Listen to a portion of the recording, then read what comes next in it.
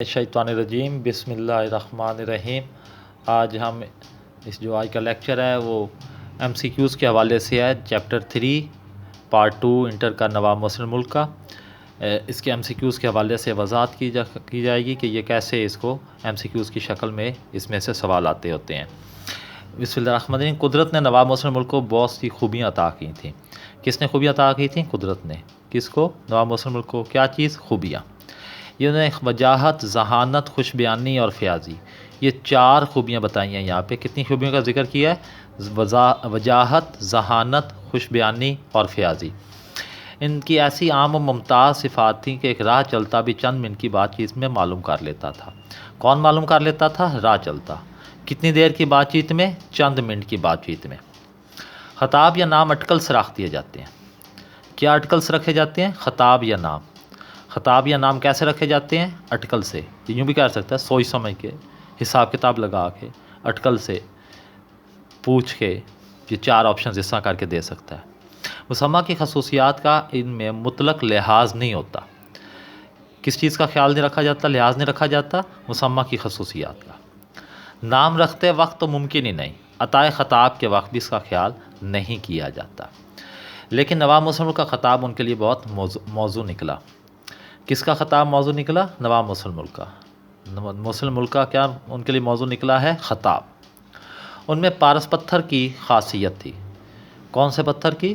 پارس پتھر کی۔ کس کی خاصیت تھی؟ پارس پتھر کی۔ کوئی ہو کہیں کا ہو، ان سے چھوا نہیں اور کندن کا ہوا نہیں۔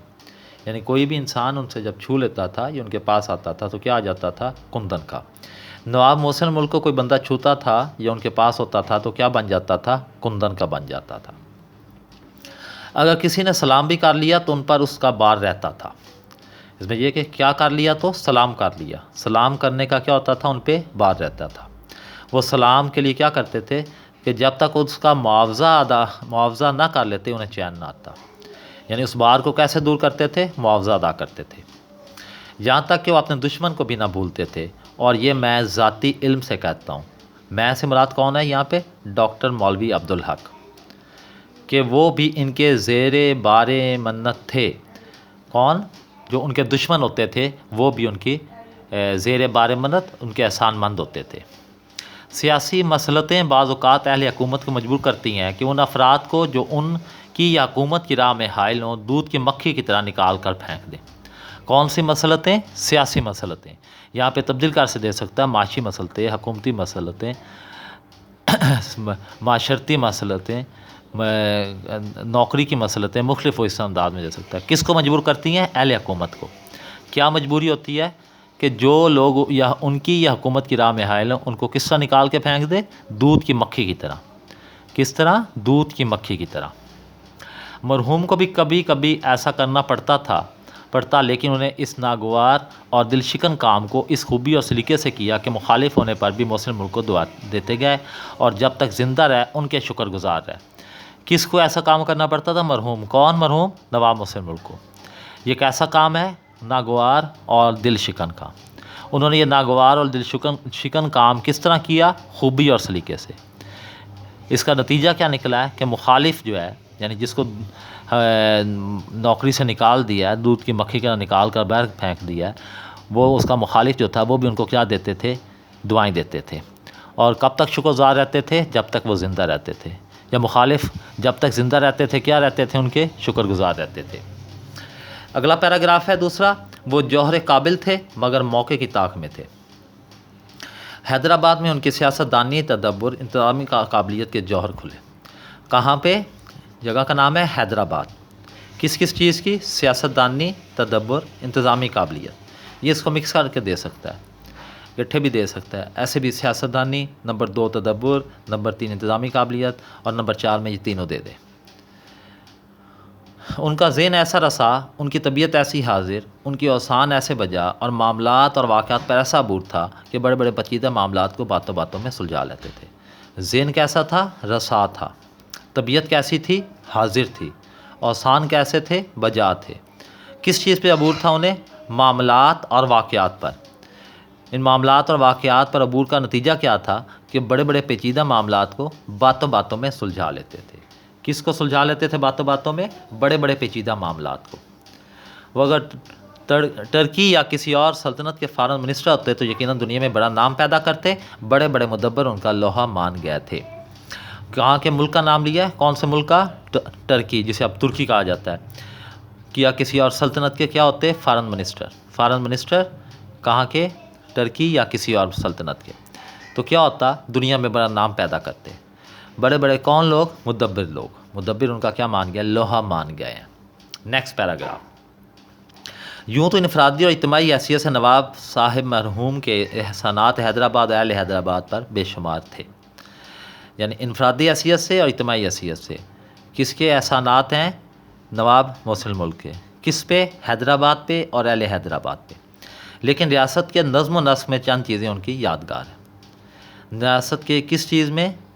کس میں چند چیزیں ان کی یادگار ہیں؟ نظم و نسق میں۔ ریاست کے نظم و نسق میں کیا چیزیں ہیں؟ ان کی چند چیزیں یادگار ہیں۔ نمبر 1، مثلا ریاست کا بجٹ نواز صاحب نے مرتب کیا۔ یعنی پہلی چیز، ریاست کا بجٹ بنایا، اور مصر کے بجٹ کے نمونے پر تھا، جو وہاں انگریزی نگرانی کے بعد پہلی بار تیار ہوا تھا۔ پہلا بجٹ بنایا انہوں نے کس ملک کے نمونے پر؟ مصر کے بجٹ کے نمونے پر۔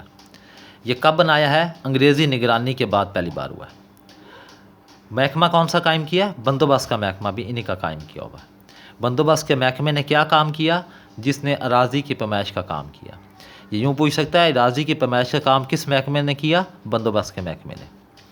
اس کے علاوہ فائنانس اور مال گزاری میں بہت سی اصلاحیں کی۔ کس میں اصلاحیں کی؟ فائنانس اور مال گزاری میں، جس کی تفصیل کا یہ موقع نہیں۔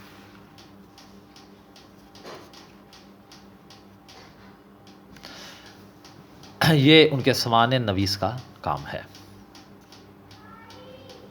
اگلا پیراگراف۔ حیدرآباد میں بڑے بڑے لوگ آئے اور گئے، لیکن اب تک کسی کو وہ مقبولیت اور ہر دل عزیزی حاصل نہیں ہوئی جو نواب محسن الملک کو ہوئی۔ ہمارے ملک میں خوش آمدیوں کی کوئی کمی نہیں۔ ہمارے ملک میں کس کی کمی نہیں؟ خوش آمدیوں کی کمی نہیں۔ یہ یوں پوچھ سکتا ہے کہ کہاں خوش آمدیوں کی کوئی کمی نہیں؟ ہمارے ملک میں۔ وہ ہر بڑے اور صاحب اقتدار آدمی پر اس طرح ٹوٹ کر گرتے ہیں جیسے شہد پر مکھیاں۔ وہ کس پہ ٹوٹ کر گرتے ہیں اس طرح جیسے شہد پر مکھیاں؟ ہر بڑے اور صاحب اقتدار آدمی پر۔ اسے یوں بھی پوچھ سکتا ہے الٹا کے کہ ہر بڑے اور صاحب اقتدار آدمی پر خوش آمدی کیسے گرتے ہیں؟ جیسے شہد پر مکھیاں گرتی ہیں۔ وہ یوں پوچھ سکتا ہے ہر بڑے اور صاحب اقتدار آدمی پر ٹوٹ کر مکھیوں کے شہد کی مکھیوں کی طرح ٹوٹ کر کون گرتے ہیں؟ خوش آمدی۔ لیکن سچ اور جھوٹ کا امتحان اس وقت ہوتا ہے جب وہ بڑا آدمی اپنے اقتدار یا منصب سے محروم ہو جاتا ہے۔ کس کا امتحان ہوتا ہے؟ سچ اور جھوٹ کا۔ کب ہوتا ہے؟ جب وہ آدمی اپنے اقتدار یا منصب سے کیا ہو جاتا ہے؟ محروم ہو جاتا ہے۔ نواب محسن الملک کی رخصت کے وقت حیدرآباد میں کوہرام مچ گیا تھا اور ہزارہا آدمی کا ٹھٹ اسٹیشن کے باہر اندر لگا ہوا تھا۔ کب کوہرام مچا ہوا تھا حیدرآباد میں؟ جب نواب محسن الملک وہاں سے رخصت ہونے لگے تھے۔ نواب محسن الملک کے رخصت وقت حیدرآباد میں کیا ہوا تھا؟ کوہرام مچ گیا تھا۔ کتنے لوگ تھے؟ ہزارہا آدمی۔ کہاں پہ ٹھٹ تھا یہ؟ اسٹیشن کے باہر اور اندر۔ یہ ریلوے اسٹیشن کے علاوہ وہ لاری اڈا بھی کہہ سکتے ہیں، ریلوے اڈا بھی، ہوائی اڈا بھی کہہ سکتے ہیں، مختلف اس کو آپشنز دے سکتے ہیں۔ سینکڑوں آدمی جن میں امیر، غریب، بیوائیں اور یتیم سب ہی تھے، زاروں قطار رو رہے تھے۔ یعنی کتنے آدمی رو رہے تھے؟ سینکڑوں آدمی۔ وہ کس قسم کے آدمی تھے؟ امیر، غریب، کس طبقے کے؟ یعنی امیر، غریب، بیوائیں، یتیم سب۔ وہ کیا چیز تھی جس نے چھوٹے بڑے کا دل مول لیا تھا؟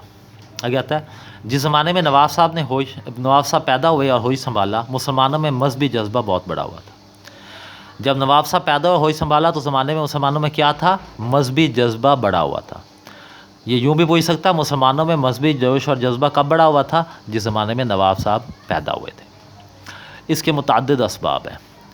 ان میں سے ایک شاید یہ بھی تھا کہ انسان جب ہر طرف سے مایوس ہوتا ہے تو مذہب کی پناہ ڈھونڈتا ہے۔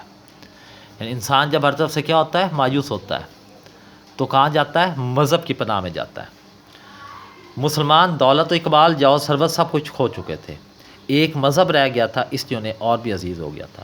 مسلمان کیا کیا کھو چکے تھے؟ دولت و اقبال، جاہ و ثروت۔ دولت و اقبال اور جاہ و ثروت کون کھو چکے تھے؟ مسلمان۔ مسلمانوں کے پاس دولت و اقبال اور جاہ و ثروت کھونے کے بعد کیا بچ گیا تھا؟ مذہب۔ مسلمانوں کو سب کچھ کھونے کے بعد کیا چیز عزیز ہو گئی تھی؟ مذہب۔ ذرا سی بدگمانی پر بھی ان کے جذبات بھڑک اٹھتے تھے۔ اس وقت شاید ہی کوئی ایسا مصنف یا ادیب ہو جس نے مذہب پر قلم فرسائی نہ کی ہو۔ یہاں تک کہ لوگ جنہیں مسلمان نیچری کہتے تھے اور اپنے خیال میں بد مذہب و بد عقیدہ سمجھتے تھے، ان کا اوردہ بچھونا بھی مذہب تھا۔ اچھا، کس زمانے میں کوئی بھی مصنف یا ادیب نے مذہب پر نہ لکھا ہو؟ جب نواب صاحب پیدا ہوئے اور انہوں نے ہوئی سنبھالا۔ یہ مسلمان کن کو نیچری کہتے تھے؟ یہ سر سید اور ان کے ساتھیوں کو۔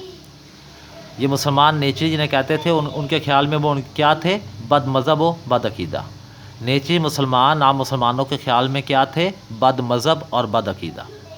یہ بد مذہب اور بد عقیدہ لوگوں کا اور نہ بچھونا کیا تھا؟ مذہب تھا۔ ان نیچری مسلمانوں کے مرشد کون تھے؟ سر سید۔ ان کے دوسرے رکن نواب محسن ملک، حالی، مولوی مشتاق حسین، شبلی، چراغ علی، نذیر احمد وغیرہ خواہ کچھ ہی لکھتے تان مذہب پر ٹوٹتی تھی۔ یعنی سر سید کے دوسرے رکن بھی جب کچھ لکھتے تو تان کس پر ٹوٹتی تھی؟ مذہب پر۔ نواب صاحب مرحوم کو ابتدا سے مذہبی لگاؤ تھا۔ نواب صاحب مرحوم کو کب سے مذہبی لگاؤ تھا؟ ابتدا سے۔ نواب صاحب مرحوم کو ابتدا سے کیا تھا؟ مذہبی لگاؤ تھا۔ پہلے وہ میلاد پڑھتے اور واعظ کہتے تھے۔ یعنی پہلے وہ کیا کرتے تھے؟ کیا پڑھتے تھے؟ میلاد پڑھتے تھے اور کیا کہتے تھے؟ واعظ کہتے تھے۔ ان کی ایک ہی تصنیف ہے جو خالص مذہبی ہے۔ کتنی تصانیف مذہبی ہیں؟ ایک تصنیف۔ ان کی ایک ہی تصنیف کیا ہے؟ خالص مذہبی ہے۔ ورنہ اس کے علاوہ ان کی جتنی تحریریں ہیں وہ یا تو تعلیمی ہیں یا معاشرتی یا علمی۔ ان کی مذہبی تصانیف کے علاوہ ان کی تحریریں کس قسم کی ہیں؟ تعلیمی، معاشرتی یا علمی۔ لیکن ان سب کا تعلق کسی نہ کسی نئے سے اسلام یا مسلمانوں سے ہے۔ اچھا، گو وہ اردو کے اعلیٰ درجے کے ادیبوں میں سے نہیں، لیکن ان کی تحریر میں ادبیت کی شان ضرور پائی جاتی ہے۔ وہ کون سے درجے کے ادیب ہیں؟ اعلیٰ درجے کے ادیب نہیں ہیں۔ ان کی تحریر میں کیا پائی جاتی ہے؟ ادبیت کی شان پائی جاتی ہے۔ ان کی خصوصیات، کلام کی نمایاں خصوصیات ہیں: روانی، فصاحت، تسلسل بیان۔ روانی، فصاحت اور تسلسل بیان ان کے کلام کی کیا ہیں؟ نمایاں طور پہ ان میں تھا خصوصیات۔ اگرچہ انگریزی نہیں جانتے تھے، لیکن انگریزی کتابیں پڑھوا کر سنتے اور ترجمہ کرا کر مطالعہ کرتے تھے۔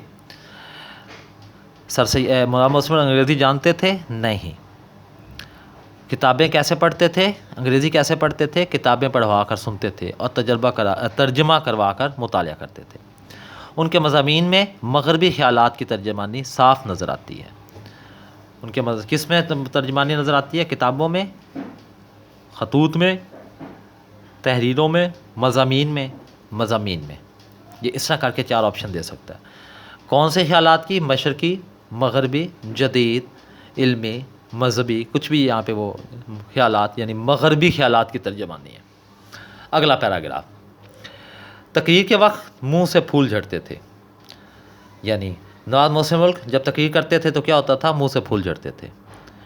نواب محسن ملک کے منہ سے پھول کب جھڑتے تھے؟ تقریر کے وقت۔ آواز میں کیا تھی ان کی؟ شیرینی اور دلکشی۔ شیرینی اور دلکشی کس چیز میں تھی؟ آواز میں تھی۔ اکثر لوگ جو ان سے ملنے یا کسی معاملے میں گفتگو کرنے آتے تو ان کی ذہانت اور لیاقت کے قائل ہو جاتے۔ یعنی جو لوگ ان سے ملنے آتے وہ کس چیز کے قائل ہوتے؟ ان کی ذہانت اور لیاقت کے۔ کون لوگ ان کی ذہانت اور لیاقت کے قائل ہوتے؟ جو لوگ ان سے ملنے آتے یا کسی معاملے پر گفتگو کرنے آتے۔ ان کی خوش بیانی ایسی تھی کہ اکثر اوقات مخالف بھی مان جاتے تھے۔ کس بنیاد پر وہ مخالف مانتے تھے؟ ان کی خوش بیانی پر۔ ان کی خوش بیانی کا کیا نتیجہ تھا؟ مخالف مان جاتے تھے۔ دکن میں رہتے اور بعض امراض کی وجہ سے بھی وہ شدید موسم کو برداشت نہیں کر سکتے تھے۔ کہاں رہتے تھے وہ؟ دکن میں۔ اور شدید موسم کیوں نہیں برداشت کر سکتے تھے؟ بعض امراض کی وجہ سے۔ یہ یوں بھی پوچھ سکتا ہے کہ بعض امراض کی وجہ سے انہیں کیا ہوتا تھا؟ شدید موسم برداشت نہیں کر سکتے تھے۔ دکن میں رہتے امراض کی وجہ سے وہ دکن سے کہاں چلے جاتے تھے؟ بمبئی چلے آتے۔ ایسے زمانے میں وہ کہاں آتے تھے؟ بمبئی چلے آتے تھے۔ یہاں پہ بمبئی چلے آتے لکھا ہوا ہے، اس کا مطلب کیا ہے کہ مولوی عبدالحق جب یہ مضمون لکھ رہے تھے اس وقت وہ بمبئی میں تھے۔ وہ سوال یہ بھی بات پوچھا، مولوی عبدالحق نے جب مضمون لکھا اس وقت وہ کہاں تھے؟ مولوی عبدالحق اس وقت بمبئی میں تھے. اس نے کہا وہ بمبئی چلے آتے. بدر الدین طیب جی سر سید احمد خان کے مشن علی گڑھ کالج کے بہت مخالف تھے. سر سید احمد خان کے مشن علی گڑھ کے مخالف کون تھا؟ بدر الدین طیب جی. بدر الدین طیب جی کس کے مشن کے خلاف تھے؟ سر سید احمد خان کے. کون سے کالج کے خلاف تھے؟ علی گڑھ کالج کے خلاف تھے. ایک دن نواب صاحب نے بدر الدین طیب جی کے سامنے ایسی فصیح اور پردرد تقریر کی کہ دونوں آبدیدہ ہو گئے. یعنی کس نے تقریر کی؟ نواب صاحب نے، نواب محسن ملک نے. کس کے سامنے تقریر کی؟ بدر الدین طیب جی کے سامنے. دونوں کیا ہو گئے؟ تقریر سن کر دونوں کو کیا ہوا؟ دونوں آبدیدہ ہو گئے. یوں بھی وہی سکتا ہے دونوں خوش ہو گئے، دونوں ناراض ہو گئے، دونوں آپس میں رنجش ہو گئی، آبدیدہ ہو گئے. یہ مختلف 4 آپشنز دے سکتا ہے. اور تھوڑی سی دیر میں ان کی درینہ مخالفت کو ہمدردی میں سے بدل دیا. ان کی درینہ مخالفت کو کس میں بدل دیا؟ ہمدردی میں. ہمدردی میں کس چیز کو بدل دیا؟ نواب صاحب نے بدر الدین طیب جی کے سامنے تقریر کر کے درینہ مخالفت کو. اور اس کا نتیجہ کیا نکلا؟ ایک گراں قدر عطیہ کالج کے لیے ان سے وصول کر لیا. بدر الدین طیب جی نے کس کے کہنے پہ؟ تقریر پر، نواب محسن ملک کی تقریر پر کیا کیا؟ ایک گراں قدر عطیہ کالج. یہ کون سے کالج کی بات ہو رہی ہے؟ علی گڑھ کالج کے لیے دیا. بمبئی میں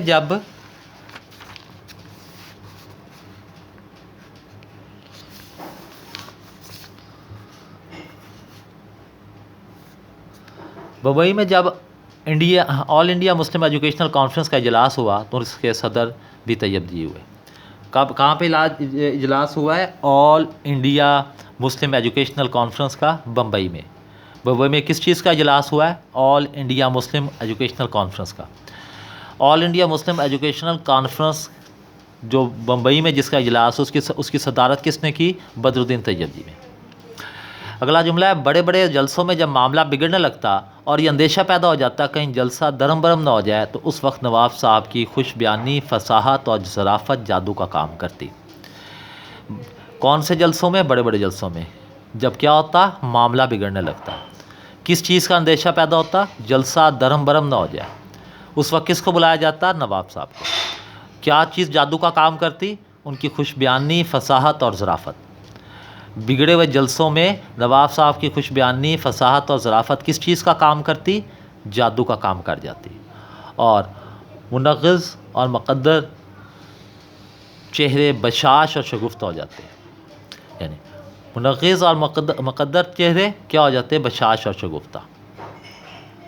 ان کی باتوں اور تقریروں میں ظرافت کی چاشنی بڑا مزہ دیتی تھی. یہاں پہ یہ سوال پوچھے ان کی باتوں اور تحریروں میں کس چیز کی چاشنی مزہ دیتی تھی؟ ظرافت کی چاشنی. باتوں میں ظرافت کبھی کبھی شوخی کے حد تک پہنچ جاتی تھی. باتوں میں کیا چیز کبھی کبھی شوخی کی حد کو پہنچ جاتی تھی؟ ظرافت. باتوں میں ظرافت کبھی کبھی کہاں تک پہنچ جاتی تھی؟ شوخی کی حد تک. اگلا پیراگراف ہے دوسروں سے کام لینے کا انہیں بڑا اچھا سلیقہ تھا. انہیں کس چیز کا اچھا سلیقہ تھا؟ دوسروں سے کام لینے کا. وہ کچھ ایسے مہر امیز طریقے سے کہتے تھے. کس طریقے سے بات کرتے تھے؟ مہر امیز طریقے سے. اور اس طرح ہمت افزائی کرتے تھے کہ لوگ خوشی خوشی ان کا کام کرتے تھے. یعنی کس طریقے سے؟ طریقے سے بات کرتے تھے؟ مہر امیز طریقے سے. کیا کرتے تھے؟ ہمت افزائی کرتے تھے. نتیجہ کیا نکلتا تھا؟ لوگ خوشی خوشی ان کا کام کرتے تھے.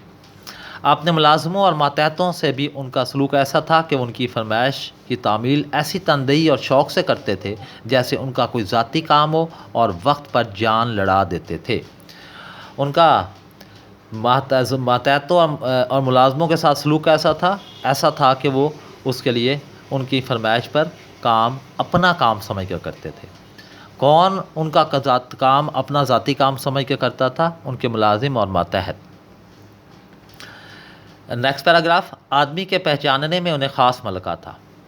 انہیں کس چیز میں خاص ملکہ تھا؟ آدمی کے پہچاننے میں. آدمی کے پہچاننے میں انہیں کیا تھا؟ خاص ملکہ. تھوڑی سی ملاقات اور بات چیت میں آدمی کو پوری طرح بھانپ لیتے تھے. وہ تھوڑی سی ملاقات اور بات چیت میں وہ آدمی کے بارے میں کیا جانتے تھے؟ اس کو پوری طرح بھانپ لیتے تھے. ان کے ملنے والے برے اور بھرے ہر قسم کے آدمی تھے. دنیا نیکوں ہی کے لیے نہیں، اس میں بدوں کا بھی حصہ ہے. یہ پوچھ سکتا ہے دنیا میں کون کون ہوتے ہیں؟ نیک بھی ہیں اور بد بھی ہیں. کہاں پہ نیکوں کا انہیں بدوں کا حصہ ہے؟ دنیا میں. اور شاید دنیا کی بہت کچھ رونق انہی کے دم سے قائم ہے. دنیا کی بہت ساری رونق کن کے دم سے قائم ہے؟ بدوں کے دم سے یا برے لوگوں کے دم سے. وہ دونوں سے کام لیتے تھے. کس سے کام لیتے تھے؟ دونوں سے مراد کیا ہے یہاں پہ؟ برے اور بھلے ہر قسم کے لوگوں سے، یعنی نیک اور بد ہر قسم کے بندے سے کام لیتے تھے. Next paragraph. نواب صاحب کو مطالعے کا بہت شوق تھا. کس چیز کا بہت شوق تھا؟ مطالعے کا بہت شوق تھا. اخبارات اور اردو، فارسی، عربی کتابیں برابر پڑھتے تھے. کون کون سی زبان کی کتابیں؟ اردو، فارسی، عربی کی برابر پڑھتے تھے، مطلب مسلسل پڑھتے تھے. انگریزی کے اخبارات اور مضامین بھی پڑھوا کر سنتے تھے. اخبارات اور مضامین انگریزی کے کیا کرتے تھے؟ پڑھوا کر سنتے تھے. یہ آپشن 4 دے سکتے نا، اردو، آپشن بے فارسی، آپشن جی عربی، آپشن دال انگریزی کے اخبارات اور مضامین پڑھوا کر سنتے تھے. انگریزی کی ایسی کتاب جو ان کے مذاق کی ہوتی تھی ان کا ترجمہ کرا کر پڑھتے اور بحث کرتے تھے. کون سی کتاب ان کے مذاق کی ہوتی؟ انگریزی کی. اس کا کیا کرواتے تھے؟ ترجمہ کرواتے تھے. ترجمہ کروا کر انگریزی کی کتاب کا جو ان کے مذاق کی ہو اس کا ترجمہ کروا کر کیا کرتے تھے؟ اسے پڑھتے تھے. پڑھنے کے بعد اس پر کیا کرتے تھے؟ بحث کرتے تھے. ان کے کتب خانے میں فارسی، عربی اور انگریزی کی اعلیٰ درجے کی کتابیں تھیں. ان کے کتب خانے میں کون کون سی زبانوں کی کتابیں تھیں؟ فارسی، عربی اور انگریزی. Next paragraph. سر سید کی وفات کے قریب زمانے ہی میں اردو کی مخالفت کا آغاز ہو گیا. کب اردو کی مخالفت کا آغاز ہوا ہے؟ سر سید کی وفات کے قریب کے زمانے میں. یا یوں پوچھ سکتا ہے سر سید کی وفات کے قریب کے زمانے میں کیا ہوا؟ اردو کی مخالفت کا آغاز ہو گیا. اس میں 3-4 آپشنز ایسی دے دے گا جس کا اس سے تعلق نہیں ہوگا. اگرچہ سر سید کی حالت اس وقت نازک تھی تو بھی اس جواں ہمت بڈھے نے اس کے متعلق لکھا پڑھی شروع کر دی. جب اردو کی مخالفت کا آغاز ہوا سر سید کی حالت کیا تھی؟ نازک تھی. بس مولوی عبدالحق نے سر سید کے لیے کیا لفظ استعمال کیا؟ جواں ہمت بڈھا. انہوں نے اردو کی مخالفت کے لیے کیا کام شروع کر دیا؟ لکھا پڑھی شروع کر دی. مسلم ملک کے زمانے میں مخالفت نے اور زور پکڑا. اردو کی حفاظت اور حمایت کے لیے ایک انجمن قائم کی گئی جس کا ایک عظیم الشان جلسہ لکھنؤ میں ہوا. کس کی حفاظت کے لیے؟ اردو کی حفاظت اور حمایت کے لیے کیا قائم کی گئی ہے؟ انجمن قائم کی گئی ہے. اس کا جلسہ کہاں پہ ہوا ہے؟ لکھنؤ میں ہوا ہے. اور کس جلسے میں نواب مسلم ملک نے تقریر کی؟ اچھا یہاں پہ آگے اس میں پہلے پڑھ لیں. اس میں نواب مسلم ملک نے بڑی زبردست اور پرجوش تقریر کی جس کا لوگوں پر بڑا اثر ہوا اور جوش کی لہر پھیل گئی. نواب مسلم ملک کے تقریر کا کیا اثر ہوا؟ لوگوں میں جوش کی لہر پھیل گئی. کس کی تقریر سے لہر پھیل گئی جوش کی؟ نواب مسلم ملک کی. کون سے جلسے کی بات ہے یہ جب لوگوں میں جوش کی لہر پھیل گئی؟ لکھنؤ میں ہونے والے جلسے کی. اگلا پیراگراف. نواب مسلم ملک اسی شاہراہ پر گامزن رہے جس کی داغ بل سر سید ڈال گیا تھے.